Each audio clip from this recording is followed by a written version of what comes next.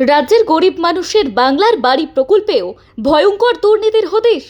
বাংলার বাড়ি প্রকল্পে দুর্নীতিতে এবার বড় পদক্ষেপ নবান্নের।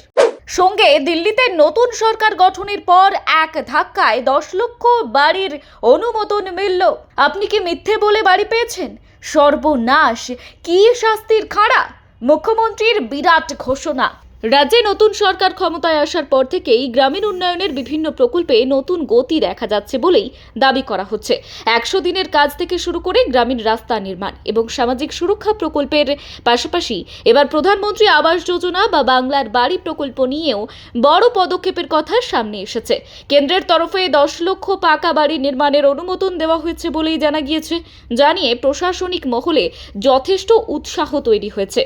মুখ্যমন্ত্রী হিসেবে দায়িত্ব গ্রহণের পর মুখ্যমন্ত্রী শুভেন্দু অধিকারী দুর্নীতির বিরুদ্ধে কঠোর অবস্থানের কথা প্রকাশ্যে জানিয়েছিলেন। তার বক্তব্য ছিল, সরকারি প্রকল্পে অনিয়ম বা দুর্নীতির ক্ষেত্রে কোনো ধরনের আপোষ করা হবে না। আর সেই নীতির ভিত্তিতেই এবার বাংলার বাড়ি প্রকল্পে অতীতের অভিযোগগুলিকে সামনে এনে নতুন করে তদন্ত এবং তথ্য যাচাইয়ের উদ্যোগ নেওয়া হয়েছে। উল্লেখ্য, 2022 সালে আবাস যোজনা নিয়ে একাধিক দুর্নীতির অভিযোগ সামনে আসার পর কেন্দ্র সরকার এই খাতে বরাদ্দ অর্থ আটকে দেয়। আর সেই সময় প্রায় 11.5 লক্ষ বাড়ি নির্মাণের জন্য 8,200 কোটি টাকা বরাদ্দ করা হলেও পরবর্তীতে সেই অর্থের ব্যবহার নিয়ে প্রশ্ন ওঠায় বরাদ্দ বন্ধ হয়ে যায়। এরপর গত 2 আর্থিক বছরে রাজ্য সরকার নিজস্ব তহবিল থেকে প্রায় 28 লক্ষ বাড়ির অনুমোদন দিলেও কেন্দ্রীয় অর্থ বরাদ্দের জটিলতা পুরোপুরি কাটেনি।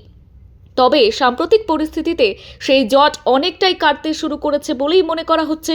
নতুন করে 10 লক্ষ বাড়ি নির্মাণের অনুমোদনের পাশাপাশি গ্রামীণ উন্নয়নের আরও কয়েকটি গুরুত্বপূর্ণ প্রকল্পে অর্থ বরাদ্দ করা হয়েছে। সরকারি সূত্রে দাবি, গ্রামীণ সড়ক যোজনা, 100 দিনের কাজ এবং পেনশন প্রকল্প মিলিয়ে কয়েক হাজার কোটি টাকার আর্থিক সহায়তা মঞ্জুর হয়েছে। গ্রামীণ রাস্তা নির্মাণের ক্ষেত্রে দীর্ঘদিন ধরে বহু এলাকায় উন্নয়নের গতি কমে গিয়েছিল বলেই অভিযোগ ছিল। আর সেই পরিস্থিতি বদলাতে রাস্তা সংস্কার এবং নতুন রাস্তা নির্মাণের জন্য বিশেষ অর্থ বরাদ্দ করা হয়েছে। একইভাবে জুন মাস থেকে 100 দিনের কাজ প্রকল্পে নতুন করে কর্মসংস্থানের সুযোগ বাড়ানোর উদ্যোগ নেওয়া হয়েছে। পাশাপাশি পঞ্চায়েত দফতরের আওতাধীন বিভিন্ন পেনশন প্রকল্পেও অতিরিক্ত অর্থ বরাদ্দের অনুমোদন দেওয়া হয়েছে। রাজনৈতিক মহলের একাংশের মতে, রাজ্যে এবং কেন্দ্রে একই রাজনৈতিক শিবিরের সরকার থাকায় প্রশাসনিক সমন্বয় আরও সহজ হয়েছে। ফলে দীর্ঘদিন ধরে আটকে থাকা বিভিন্ন প্রকল্পে দ্রুত সিদ্ধান্ত নেওয়া সম্ভব হচ্ছে। যদিও বিরোধীদের একাংশ এই দাবি মানতে নারাজ। এদিকে কেন্দ্রীয় অর্থ বরাদ্দের পরই বাংলার বাড়ি প্রকল্পে অতীতের সমস্ত উপভোক্তার তথ্য নতুন করে যাচাই করার সিদ্ধান্ত নেওয়া হয়েছে। অভিযোগ রয়েছে, পূর্বে বহু ক্ষেত্রে প্রকৃত উপভোক্তার পরিবর্তে অযোগ্য ব্যক্তিরা সরকারি সুবিধা পেয়েছিলেন। এর ফলে সরকারি অর্থের অপচয় হয়েছে বলেই দাবি করা হচ্ছে।